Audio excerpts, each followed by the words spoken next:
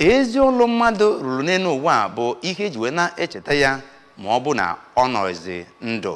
Nke a bụkwazi otu akụkọ bụ nke a kọrọ n'isi late Chief Lawrence Mokwụgwọ, onye nke a na-akpọkarị Agabidu, ma bụrụ ka ndị nke si na ngalaba ọrụ dị iche iche gbakọtara n'ọnụ iji wee kwanyere ya bụ onye nke nwụrụ anwụ ugwu ruru ya, ma bụkwa ndị nke nọrọ na ya bụ mmemme elimozu ya wee kọwaa ọrụ ebe dịgasị iche iche ya nakwazi ndụ ya bụ nwa amadi bụ onye nke nwụrụ anwụ. Njideka Okoye, onye nta akụkọ anyị, ga-ewetara gị akụkọ maka ya bụ mmemme elimozu ya.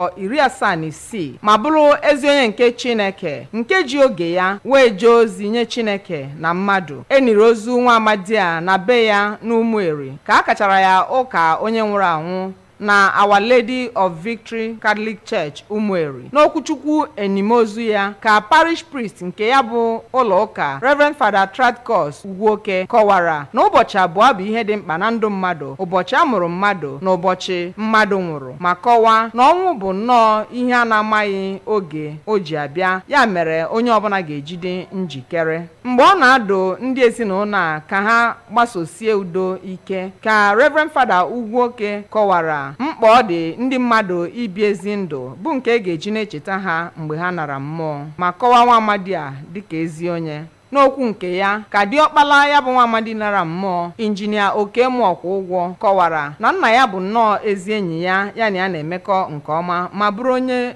udo, hụrụ mmadụ niile nọ ya nso n'anya, ma kene ndị niile bịara iso ha kwanyere nna ha ugwu ikpeazụ. Kọmishọna na-ahụ maka njem okporo ụzọ na Anambra, Oriakụ Patricia Igwebuike, kasịrị nnọọ ndị ezinụlọ Mokwụgwọ obi ma gwa ụmụ ya ka ha gbasosie ezi ụkpụrụ nna ha bụ nke ọ kọwara dịka onye udo. Onye eze ọdịnala Ụmụeri Igwe Bennett Emeka bụ onye nke du ndị Ụmụeri kabinet wee bịa ya bụ akwamozu kọwara Chief Mokwụgwọ nara mmụọ dịka ezi mmadụ ma bụrụkwa onye isi oche Ụmụeri Elders Council tutu ọ laa mmụọ. Ọ gwara ụmụ ya ka ha sochie nzọụkwụ nna ha. N'okwu nke ya ka onye President General nke Ụmụeri Chief John Mechie bụ nwanne nwoke nke ya bụ onye nara mmụọ n'ozi mgbaru ya ka ọ kwararịrị na nwanne ha hapụrụ ha mgbe ọ dịkarịchasị mkpa, ma yọọ Chineke ka onye ha obi iji die ya bụ